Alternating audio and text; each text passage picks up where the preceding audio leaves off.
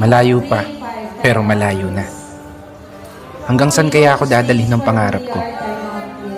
Yan yung tanong na palaging tumatakbo sa isip ko. Na marahil, ganun din sa isip mo. Kasi kung titignan mo, kakaiba talaga yung ginagalawan nating mundo. Parang minsan, nagtitripa na lang tayo. Paikot-ikot na lang yung sitwasyon na paulit-ulit kang natatalo.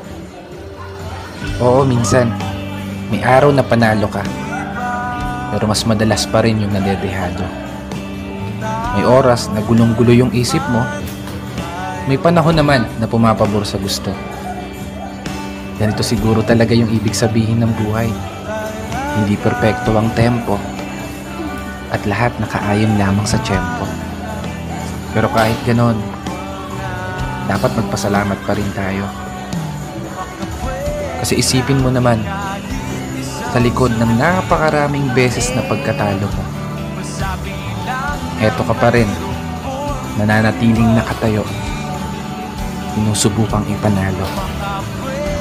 Bawat laban na ikaw lang yung nakakaalam.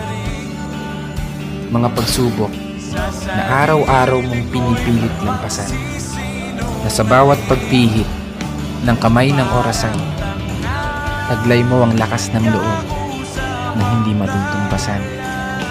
Malayong malayo ka na dun sa dating ikaw na nag-uumpisa pa lang. Ibang iba na yung katayuan mo ngayon, di gaya ng